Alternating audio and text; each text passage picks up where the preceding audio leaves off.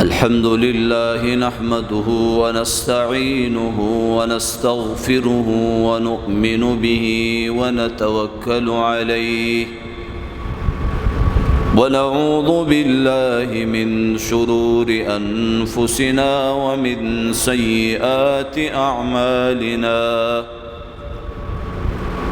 من يهده الله فلا مضل له ومن يضلله فلا هادي له وأشهد أن لا إله إلا الله وحده لا شريك له وأشهد أن سيدنا وحبيبنا وشفيعنا وسندنا ورحمتنا ومولانا محمدا عبده ورسوله أرسله بالحق بشيرا ونذيرا وداعيا إلى الله بإذنه وسراجا منيرا قال تبارك وتعالى في كلامه المجيد أما بعد فأعوذ بالله من الشيطان الرجيم بسم الله الرحمن الرحيم وإنك لعلى خلق عظيم صدق الله العظيم وصدق رسوله النبي الكريم ونحن على ذلك لمن الشاهدين والشاكرين والحمد لله رب العالمين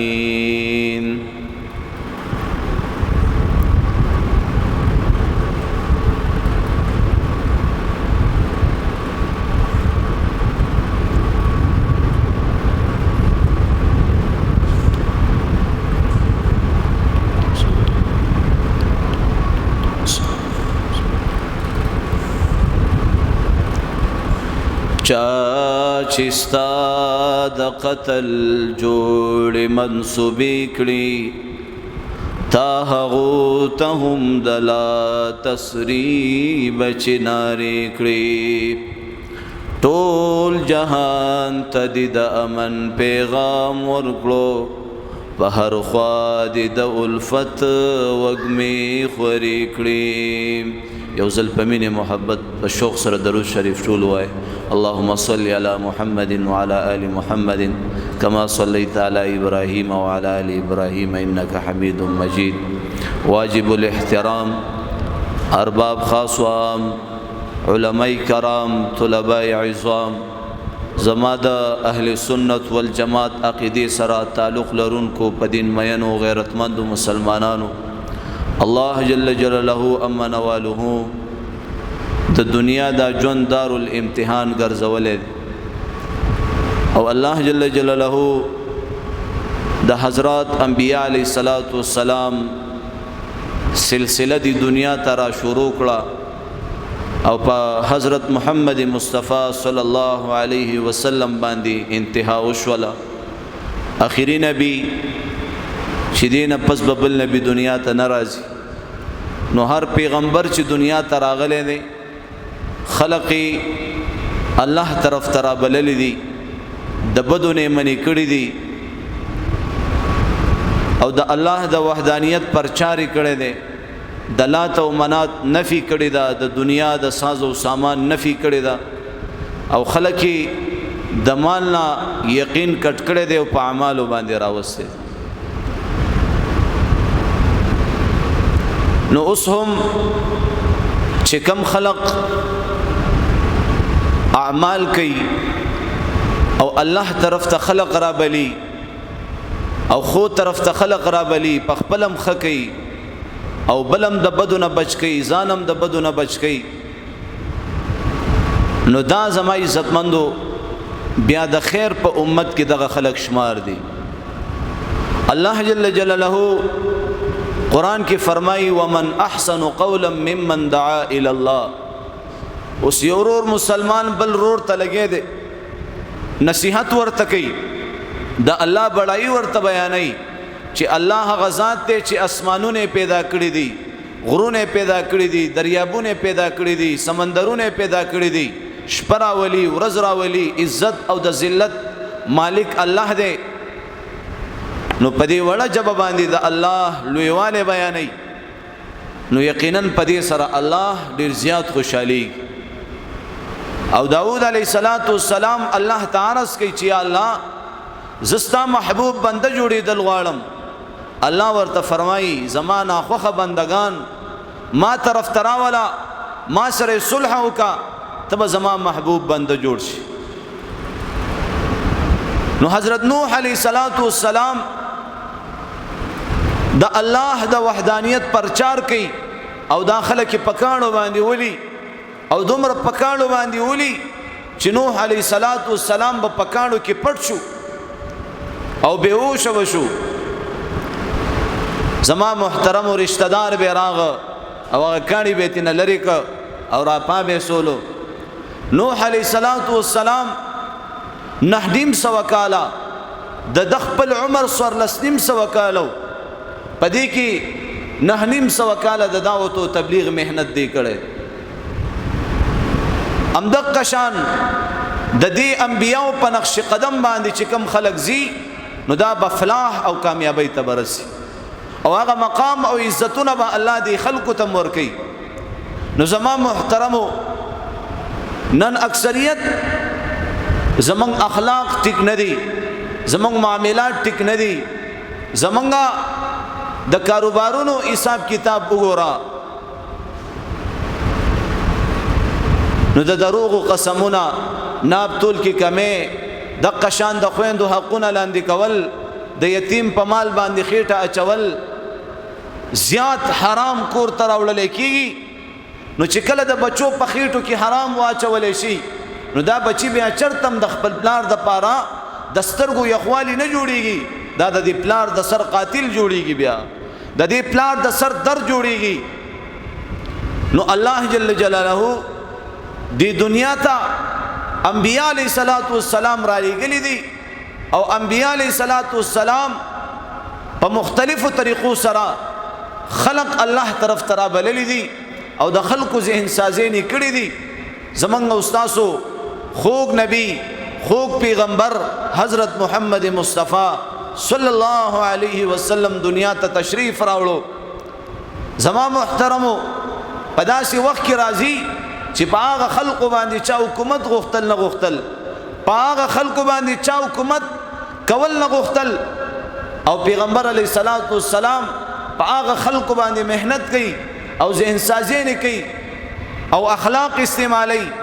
او دا غي د اخلاق په وجه باندې ډیر خلق زما عزتمندو په اسلام کې داخلي. یو بډای هغه پندو کې تیار کړی دی، کله پریدي، علاقه پریدي، وطن پریدي، او زما عزتمندو محمد مصطفی صلی الله علیه وسلم ترنه تپوس کوي چې کوم خوا مور بی چرته رواني و دغه شان دلته یو نوجوان پیدا شوه دی او خلق د خپل دین نه اړي، د خپل مذهب نه اړي، بی دینه کوي او زه د غید لا صدا کله وطن او علاقه پریدم. نو پیغمبر علیه السلام هغه پندو کې ور سره اوچت کو چې کمزې پوری دي زنانا دا پندو کې وړلو، هغه زه پوری پیغمبر علیه السلام ور سره هغه پندو کې یوړو او به ورته ویلي چې دا کم نوجوان د لاسا تکله پریدي، وطن پریدي، علاقه پریدي، هغه نوجوان زېما ته چا غلطه خبره کړي، ته چا غلطه پوي کړي. هغه رحمت للعالمین پیغمبر وہ نبیوں میں رحمت لقب پانے والا، مراد غریبوں کی برلانے والا، یتیموں کا والی غریبوں کا مولا، محمد الرسول اللہ صلی اللہ علیہ وسلم. آغا مبارک اخلاق گوری او آغا بڑی کلمہ وی او مسلمانی. دغشان یو یهودی اسینی ولیوا او زما عزتمندو آغا اسی د دې يهودي نه ځان د خلاصولو کوشش کولو چې د دې يهودي نه ځان خلاص کم، لیکن په دې لار باندې محمد رسول الله را تیریږي، الله رسول د دې زناورو په خبرو باندې پویدو. نو زما عزتمندو دی اوسې دی شکایت وکړو چې یا رسول الله په پلانکی غار کې مې بچي وږي دي نهر دی او دی یهودي نه ما خلاصه کا چې زه لاړ شم او خپلو بچو له پی ورکما او بیا به راشم خیر. الله رسول هغه یهودي ته سفارش کوي چې دا اوسې پرېږده دا ځي خپلو بچو له پی ورکوي بچي ماړه کوي او واپس راځي. وایي د دې څه پته لګي دا چېرته واپس راتلی شي دا د منلو خبره ده. الله رسول ورته فرمایي چې په ذموارۍ کې به در سره زه کښېنم دا پرېږده. الله رسول په ذموارۍ کې ناست دی او اوسۍ لاړه او زما عزتمندو چې کله اوسۍ لاړه او خپلو بچو ته وایي چې شابه زر زر خپل ځانونه ماړه کوي ولې چې په ذموارۍ کې محمد رسول الله د پلانکي یهودي سره ما کېنولی دی شابه خپل ځانونه ماړه کوي چې زه په منډه باندې واپس لاړه شم. بچي ورته وایي مورې ستا د سینو پی دې په موږ باندې حرام وي تر هغه پورې چې تر څو پورې تا محمد رسول الله رها کړی نه ستا د سینو پی دې په موږ حرام وي. سره د بچو دا اوسۍ راله او هغه یهودي په خپلو کې زما عزتمندو ودرېدله. یهودي چې دا منظر ګوري الله رسول ورته فرمایي ما درته نه ویلي چې دا واپس راځي. هغه یهودي په هغه ساعت باندې کلمه ویله او مسلمان شو. نو زما عزتمندو هغه رحمت للعالمین پیغمبر دی دنیا ته راغې په داسې وخت کې راغې چې کفر او تیاري وي ظلمت زما عزتمندو ژوندۍ لورینې به یې خښولي لیکن هغه غمخوار پیغمبر یو کافر پی گزار کی الله رسول داسې وغورځېده او زما عزتمندو بیهوش شو. صحابه ناستی د الله رسول د دنیا نه تشریف فرما شو جړه فریاد کوي چې په دې کې د الله د رسول سترګې مبارکې وغړېدلې. صحابه ورته یا رسول الله اوس خو بد دعا وکړي کنه څومره تکلیف درله درکو څومره درد در ورسولو. الله رسول فرمایي اللهم اغفر لقوم فانهم لا يعلمون. یا الله زما د دې قوم مغفرت وکړه دا نه پوهېږي ناپوهه دي. الله دې دغه صفات په موږ او تاسو کې پیدا کړي. الله دې هغه غم هغه فکر هغه کړن هغه درد زمونږ او تاسو په سینو کې پیدا کړي. زما عزتمندو د الله عشق د الله محبت دا ډېر ضروري شی دی چې کله زمونږ او تاسو په زړونو کې راشي. نن د پیسو مینا د اولاد مینا د ښځې مینا د دکان د تجارت او هغه تجارت چې هغه موږ او تاسو ته ډېره نفع راکوي د هغې مینه محبت زموږ په زړونو کې شته لیکن د الله د رسول د دین اسلام مینه زموږ په زړونو کې نشته. زنانه په کورونو کې د هغې په زړونو کې د کپړو مینې دي د زما عزتمندو د میک اپ او دغه شان د سرو زرو د دې شیزونو مینې دي د کورونو مینې د ګاڼو مینې. لیکن دې خبرې ته موږ کله توجه کړې ده چې زمونږ په دې زړه کې د الله مینه شته که نشته زمونږ په دې زړه کې د محمد رسول الله مینه شته که نشته موږ په دې زړونو کې د قرآن مینه شته که نشته. زما عزتمندو اوس یوه خادمه ده د ابو جهل او د ابو جهل نه پټه مسلمانه شوې وه زنیره رضی الله تعالی عنها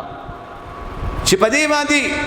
ابو جهل خبر شو او راوی غوښتله ورته وایي تا کلمه ویلې ده ته مسلمانه شوي او ورته وایي او زه مسلمانه شوې ما. دومره ایمان دومره مضبوط ایمان دومره عجیبه عشق عجیبه محبت د الله سره. زما عزتمندو اوس یو مالک دی او د هغه یو نوکر دی غلام دی نو دی غلام لا هر رقم سزا د مالک او د آقا ورکولی شي پوره اختیار دی مالک ته وي د دې عشق د دې زنانو مینې ته وګوره محبت ته وګوره. زما عزتمندو هغه زنانه ورته دا خبره وکړه چې او زه مسلمانه شوی وم نو دې ابو جهل خپل ملګري راوغوښته او زما عزتمندو د هغه ملګرو په مخامخ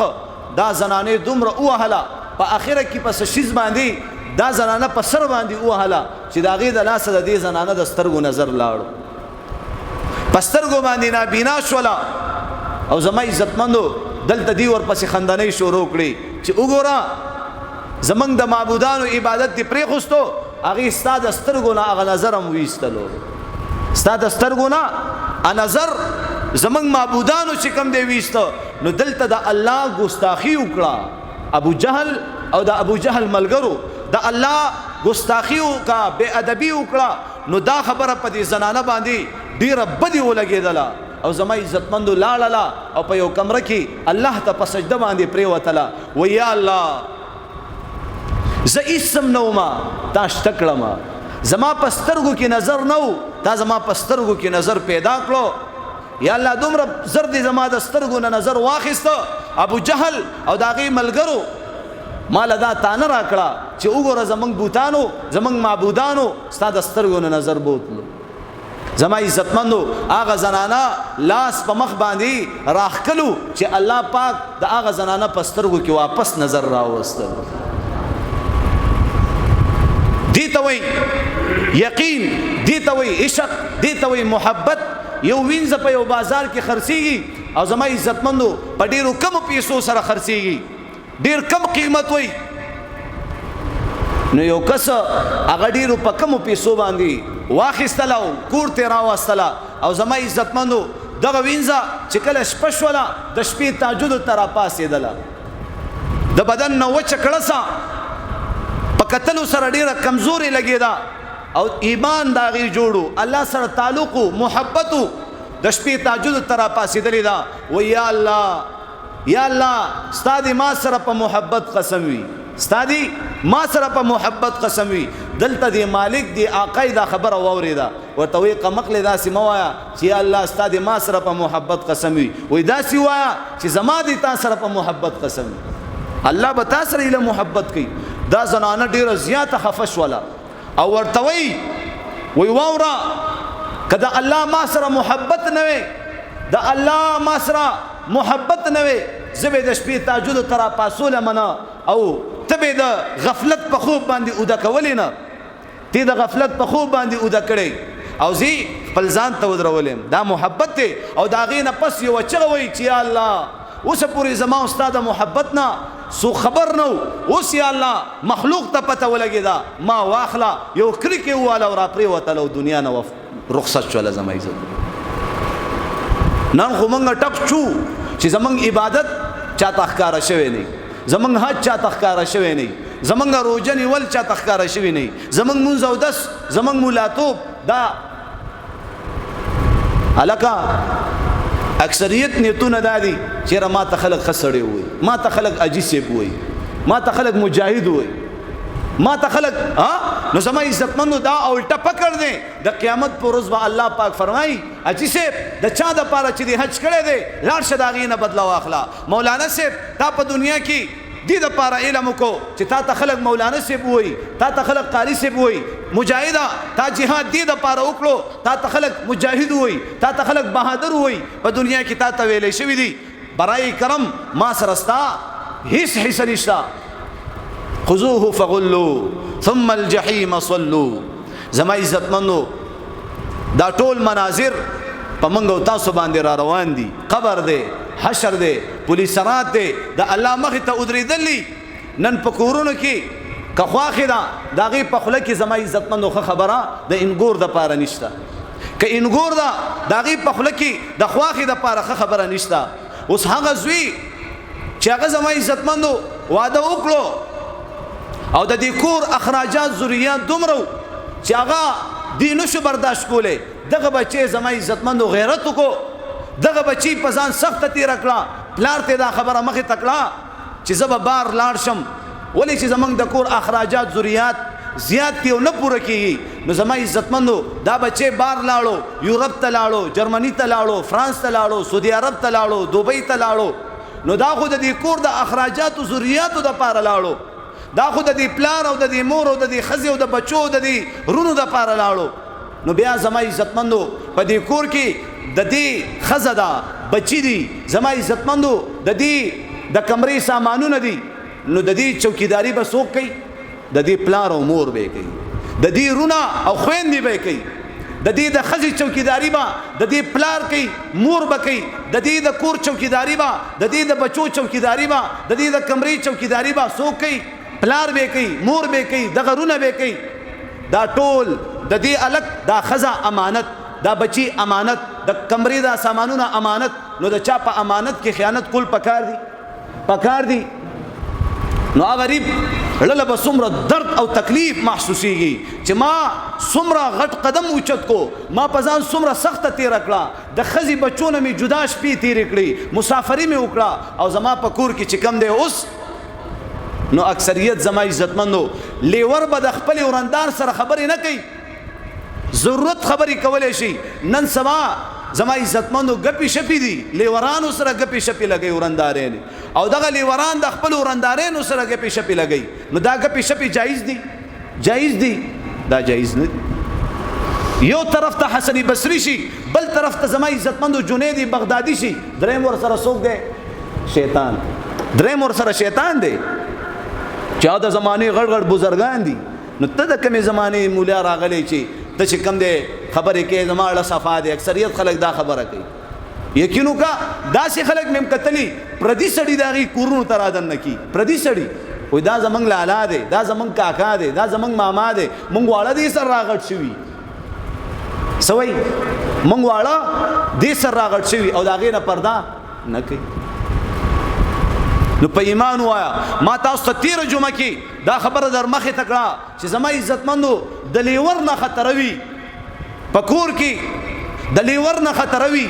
نو پردی سړی پکې لا کم ځای نه راغلی، ماما زوی کاکا زوی دا د کم ځای نه راغلی. که کله موږ او تاسو په شریعت باندې عمل کولو او په شریعت مطابق زندګیم تیروله، قسم د الله په ذات باندې دا دومره لوی لوی نقصانات به زما او ستا مخې ته نه راتلل. بیا زما والد سے محترم چې کله نه واده کړی دی هغه وخت نه په بچو باندې په لوریانو باندې خواري محنت ورته پته وه چې دا بچي دا لوریانې مې سبا راغټې شوې او تربیت مې ورله ونه کو، د حیا صادر مې ورته وروانه چولو او دې بچو ته مې سیده لار ونه ښودله، دا په ما سر ګرځوي. بیا زما عزتمندو د هوښیارۍ کار یې کړی که نه؟ د هوښیارۍ کار یې کړی که نه؟ چې کله دې بچی راغټ شو بیا خو ته د بچي سره زور نشي کولی، ځان له به سر ماتې، ځان له به کار ګوري. هغه ورځ هم یو حاجي صاحب را روانو په مخ باندې 15 ګوتې چاپ وي. حاجي صاحب دا ولې؟ وایي زوی را باندې ګزار وکړو، زوی را باندې گزارو. قسم د الله په ذات باندې لور را پاسي پلار ولي. تاسو به د یوسف جان انټرویو نه کتلی، لور را پاسي پلار ولي، زوی را پاسي مور ولي. دا غلطی د چا ده؟ د مور او پلار. دا غلطی د مور او پلار ده. دا نن چې زه په منبر ناستم دا د چا په وجه ناستم؟ د چا په وجه ناستم؟ ها پلار عیسائی وي بچه عیسائی کی که نه عیسائی کی، پلار کافر وي مرتد وي بی ایمان شیعي هندوی، بچه پلار ته ګوري مور ته ګوري. نو همدغه شان چې پلار فاحش وي، پلار فاجر او فاسق وي، ګیره خوري، نسوار اچوي، سګرټ کوي، دغه شان زناګانې کوي، بدکاري کوي، غلطو ځایونو ته ځي، نو دا بچی چې راغټ شي نو دا به ماشاءالله خانه کعبې ته به ځي که نه؟ خو دا بچی به هم د پلار په قدم باندې قدم دی. پلار خپله مونځ نه کوي او بچي ته وایي شابه جومات ته لاړ شه مونځ له. سهار کې به پلار په بستره کې پروت وي، یخنۍ کې بستره کې به پروت وي او بچي ته وایي شابه پاسه مونځ له لاړ شه، شابه سبق له لاړ شه. نو دا زوی دی پلار ته وایي خپله بستره کې پروت وي او ما جومات ته لیږي. پلار خپله جومات ته نه ځي. نو زما عزتمندو پلار مور دا اولنۍ مدرسه ده چې دا د خپلو بچو صحیح تربیت وکړي. نو دا خبره ما تاسو ته دې پورې وکړه چې زما عزتمندو نن بدګمانیم زیاته ده او دغه ګپې شپې دا ډېر میل میلاپ دا هم ډېر زیات شوی دی. انګور د خپل سخر سره چې کم دی د ضرورت نه زیاتې خبرې نشي کولی. زما عزتمندو حال ور کور ته راغی اوبه وله ورکه، خو چې تا په سر باندې غټ څادر اچولی ستا دا بدن لاسونه مکمله پټ وي، اوبه وله ورکه، روټۍ داسې پښتانه شته الحمدلله. قسم د الله په ذات باندې تاسو خاصې نومونه وشرمول د پښتنو. نن چې زه دا لیور نوملم د خواښې سخر نوملم ما ته د خپل ځان هم بدې ښکاري. نن خو دې خلکو داسې کارنامې وکړي زمونږ د پښتنو خپل لباس وغورځول، خپل پہچان ختم کو، په خپل پہچان باندې اوس شرمیږو. د پښتون پہچان سو پټکیو، د پښتون پہچان سو زما عزتمندو اوږدې او غټې جامې وي. نن دې پښتنو خپل لباسونه وغورځول زنانو هغه درنې برقې وغورځولې او هغه خلکو پسې روان شو چې کم زما عزتمندو دا چا په خزو کې نشمارل چا په سړو کې نشمارل هغه خلکو پسې زمنګ داخله روان شو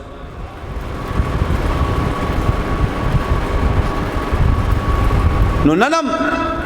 زمنګ استادو حالات ټیکيږي زما عزتمندو داسې کورونه چې هغه کورونه کې لیوران دي هغه کورونه کې یعنی اکثریت غریبی ده خلک مشترکه ژوند کوي په یو کور کې داسې ده کنه ده په یو کور کې اکثریت غریبی ده نو زما عزتمندو هغه زنانا په کور کې په برقه کې ګرځي سبحان الله په کور کې په برقه کې ګرځي ولی په برقه کې ګرځي زما د لیوران چې د کور کې دي چې خزه په خپل باندې ټیک وي او خزه کې خپل حیا او غیرت وي زما عزتمندو الزانیه والزانی په زنا کې خزه وړاندې کړي دا او السارق والسارقه په غلا کې سړی مخ کې کړي دي ولی په غلا کې سړی بهادر وی کنه زیاته کارنامه په غلا کې سوخ کوي سړی کوي که خزه کوي سړی کوي او په زنا کې زما عزتمندو خزه مخ کې کړي دا نو که خزي اجازت نوي د خزي رضا نوي په دې خزه باندې د چاپلارم زما عزتمندو یو کار کولې نشي دا زمونږ خزو کې مسلې دي پوه شئ نو ما تاسو ویلي چې دا خزه د خپل خاون امانت دی څه شی دی څه شی دی خزه د خاون امانت دی او خاون د دې خزي امانت دی خاون د دې خزي امانت دی مخکې ورځو کې مال څه خزي رالي دمله نو ما زمکه تکتل خخوري بل څه تکلیف دی خخوري بیا څه تکلیف وی ولې موږ بدرنګي چې ته موږ ته نه ګوري وي ته موږ ته ډول ګوري نه مې خوري تم ما تم ګورا زکا چې زم د چا امانتي موتم تم د چا امانتي او الله تا تم ویلي دي چې ته نه محرم سړو تا مګورا ته بس خپل دارو درمل راغلي دم درود راغلي خپل دم درود سره کار ساته لکه زمنګ زنانه بازارونو کې بازارونو تلاړ شي الته دکاندار سره ورقه د سی چته کې به شي نه پلانکې جوړه را واخله او ګوره خیر دې زه خو تعالی کم وخت نه راځم او زه خو تعالی چې کم دې څومره خزمې د لرا شروع کړې دي او ما سره لګو خاون غریبي دکان کې راسي او دا ځوان تلی الته په دکان منګ پاکي وي او زمنګ لونه پاک په ایمان ویم کتلی دي کنم دي کنم کتلی ورشه کوچی بازار تلاړ شي جوړي ګوره لاړ شي سکونو بازار تلاړ شي یقینو که بس د سړو د تللو قدم پکې زما عزتمندو نه وي چې دا سړی بازار ته ځي کدا سړی یونیورسيټي ته ځي کدا سړی سکول ته ځي کدا سړی دکان ته ځي هر ځای کې به دا خزي د دې خزو د لاسه دنیا آباد شوې ده او د دې خزو د لاسه به دا دنیا قرآني هدایت ساتي نو ما ورته ویلي چې زه په دې سترګو باندې بخپل خزي ته ګورم چاته به ګورم خزم شته کنه ټول لوندرانه خزم شته کنه نشته نو زما عزتمندو په دې سترګو باندې بخپل خزي ته ګورم زه خپل خزي ته ګورم ولی چې دا امانت دی دا خزا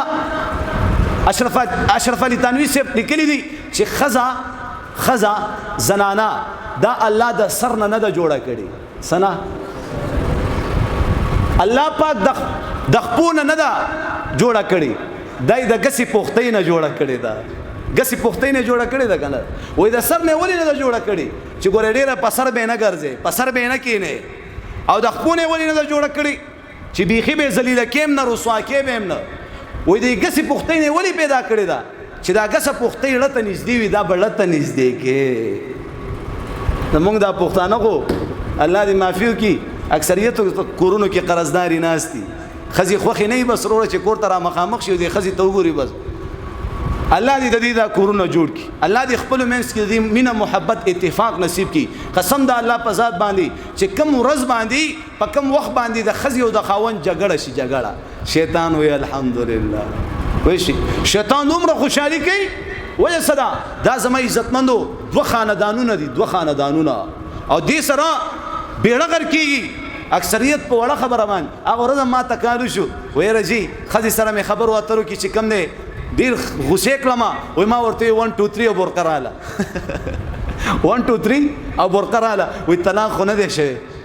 اول خو می خطا او راتاو کو پیش مې ودرګه چې لګ زور خود له درکم شي دومره پګرانه باندې در لخذو کو او بس 1 2 3 او په 3 کانو طلاق کوي او دومره په اسانه طلاق کوي نو خمه تاو راتاو کو ویره جی اوس دا طلاق شوی دی کنه دی شوی ما ته ګوره دا کارو کا دا سړی می سم تاو راتاو کو ویره جی طلاق شوی دی کنه دی شوی دا لګ راته وای مې ګوره طلاق نه دی شوی خوینده د پاره خیال کوا د طلاق د پاره 1 2 3 نه دی هم د طلاق لفظونه به استعماله تا 1 2 3 استعمال کړی وای 1 2 3 ورقراله او بل لا پس فونو کو ویره جی دي سره خو طلاق نه دی شوی کئی بار کئی مرتبه ډیر ځل می خزه ته دا خبره کړی دا چې پرېدم دی او پرېخو دی می پرېدم دی او پرېخو دی می پرېدم دی نو ته مستی ورته پرېدم ویلی دی او کنه پرېخو دی نو خبره داسې مشکوکه کوله موته صفا خبره کوا زما عزتمندو په ایمان واده کول آسان کار دی که ګران کار دی آسان کار دی که ګران کار دی او فارغول آسان کار دی که ګران کار دی نو شیطان به خوشالوي با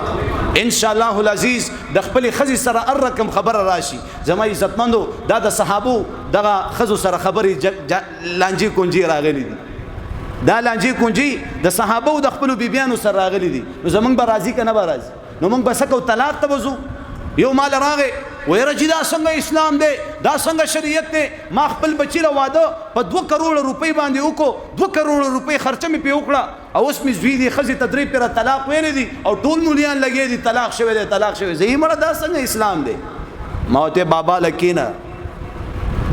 اسلام کیو اسلام ته ګوت نیسی او اسلام پیژنې چې اسلام څه ته وایي هغه یو سړی د یو کس د زوینوم اسلام وسه د زوینوم اسلامو نو غزوی دا ستل او داسې په بازار کې الته نه چرته روجي موجي به راخسي نو دا دلته نو ورپسې आवाज کې اسلام هغه نور خلک وي زنده باد ا دوی زوی ته आवाज کوم مسجغي وای دا به وي اسلام او زنده باد هغه زوی ته आवाज کولو چې د زوینوم اسلامو نو اسلام نشته اسلام او قران او حدیث دا مطالعه کول نشته بس نوم د اسلام مسلمانی وی دروا اوس په دې کسانو کې او درو مرنګونه مو وای وش اوس پکې یو درومه یو تاسو نه کومه بس آی مسلمان اوړي راوړي به مسلمان ټوپې به پسر کړیو او ګیره باندې بداس دي بازو پکې ګیریم نشته ماشاءالله جزاک الله ګیره پرې دی ټیک دا کنه ان شاء الله پرې دو به ان شاء الله سکاوه کې کنه په مخ باندې خسته خولي ګیره پرې دی مرګ را روان دی زما عزتمندو په قبر کې با دا کپڑے به وستل کی کنه به وستل کی دا ګوتما غړی دا ارس بل لري او ګیره سوکل لري کی ګیره تاسو او بعض علماء ماشاءالله د مرګ په وخت کې مولای جامت کې چې سمشینی ورولېګم یقینو کده مرګ په وخت کې دا ګوره تاسو کتلی نه دي او بعضو ته پته زما عزتمندو نو هغه بوډا هغه بابا ما کینولو وته ما د خزي سره خبري اترې رالي خزه خبره نه مني نو خزینه بستر جدا کول پکار دي خبره دي ورسره راغلی به مر سره په یو کټ کې پروتي په یو بستر کې نو بستر ته نه جدا کا ابا د سړی لور شي بیا چې کوم دی خبره نه مانی زما عزتمندو شریعت مطابق یو 2 3 ډنډي وها چوکو ته په کمره کې را ځوړند کا د دې خزي دانه چې بس سمي بازنګړي پیاړې نه یو 2 3 لاسونی سه یو سو چوکي په دې لاس باندې وها دا شریعت اجازه ورکړي د سړی لور بشي بیا د سړی لور کېږي نه تل ارسل دي کور نه یو 2 3 شپې بارو کا د خزي نه خدي بار ژوند تیریږي نه به ول د شپې را خوشي او دا سره هغه چلې خیال نه دی کنه مونږ ولا مسله حل کو نو زمون خبره منینا نو زه ورته مې 2 3 شپې بارو کا چې 2 3 شپې دی بارو کې خزي به احساس ورشي که ور نشي بل به احساس ورشي زما عزتمندو بیا دا خزه د سړی لور نشو ویني سو پلار کرے بوزا پلار کرے کینوا پلار کرے یو هفته 2 هفته 3 هفته تیری کی کنه د پلار پکور کی وای ملمنه می کی خو قربانه می نه کی ملمنه می کی د پلار د کور ملمنه می کی دا خزي په دې خبره پويږي و د پلار د کور ملمنه می کی خو قربانه می نه کی نو د پلار په کور کې بدته احساس وشي خپل بد سړی لور شي زما عزتمندو نن سبا خزان ځان لیدا کن والله چې د روپۍ خاوند دي د روپۍ خاوند ستاده کروڑونو روپو د رور نه او د پلار نه او د مور نه بهتر دی د روپۍ خاوند د دې خزي د پاره هر څه دی دا خاوند نن خزي خپل خاوند تسپک نظر کوي دا خاوند خپل خزي تسپک نظر کوي نو زه تاسو ماغه وخت رايات ک چې کله لندر وی او خزه دی نو او لانجی کونجی دی راخستي چې واده رالو کې ګورې دا لوخي ماتو مو او ورزان پانسی کوم او سپ زورونم د لواده کو په لانجو کونجو او چې کوم دی خزي سره لانجی کونجی راخستي نو زما عزتمنو ما ورته ویلي چې بیا به سم شي ک بیا سم نشوا یو طلاق ورکا یو طلاق بیا ژوند کی کنه کی طلاق رجی ولا ورکا دو طلاق ولا ورکا بیا بس خزل په دې طلاق سره ډیر زور ملاوي په دې طلاق سره ډیر زور دې ته نصیحت وکا ذهن سازی د اسلام د قران او حدیث نه خبره کا چې ګوره کما خزا خاون ته دک ور کوي تکلیف ور کوي د خاون نافرمانی کوي په دې خزا باندې د جنت خوشبو حرام ده او دا خزا په جنت کې نه داخلي لکه دا خبره ورته وکا ذهن سازی ها تربیتی خبره ورته وکا د بیا هم سمانه شو بل طلاق ور لورکا ګوره په دې ترتیب سره نو ما وته لې اجي استاد وی خو اولنې خبره لسم نمبر ته بوتلې دا او د لسم نمبر خبره اول نمبر ته راوست ویاو کنه وې دا مسله خدا سي ده نو ما وته تاسو د مسایل نه ځان خبروي صرف په اسلام باندې ردونه کوي په اسلام باندې اعتراضونه کوي نو زما عزتمندو په خپل کورونو کې ان شاء الله بهترین اخلاق ټیک ده کنه ان شاء الله د خپل بیبيانو سره یو تماویلی چې خزي سره د کور نه جوړیږي مینه محبت دي ناراضي ته نوړی رااله خپل خزي له خله کې ورکوا ابا نوړی رالي طالب خله کې درکې وایره جی شرمېګم سکیګم وای شرمېګم نو ما ورته چې کله ور سره جنگ جګړې کېغه ټیم نه شرمېږي چې دا کمزورې بوټي دی رانی ولې او د دیوال نه ولا دا سر سروي دا سیده کنه دا زما عزتمندو وای خزخ خپل خاون ته د محبت په نظر وګوري او خاون خپل شزه ته د محبت په نظر وګوري وای الله دې دوانو ته د محبت په نظر وګوري نو خپل خزه ګوري دا ستاده پر هر صدا الله دې په دې ټولو خبرو د عمل کولو توفیق نصیب کړي اللهم ربنا آتنا في الدنيا حسنه وفي الاخره حسنه وقنا عذاب النار وادخلنا الجنه مع الابرار يا عزيز يا غفار برحمتك يا ارحم الراحمين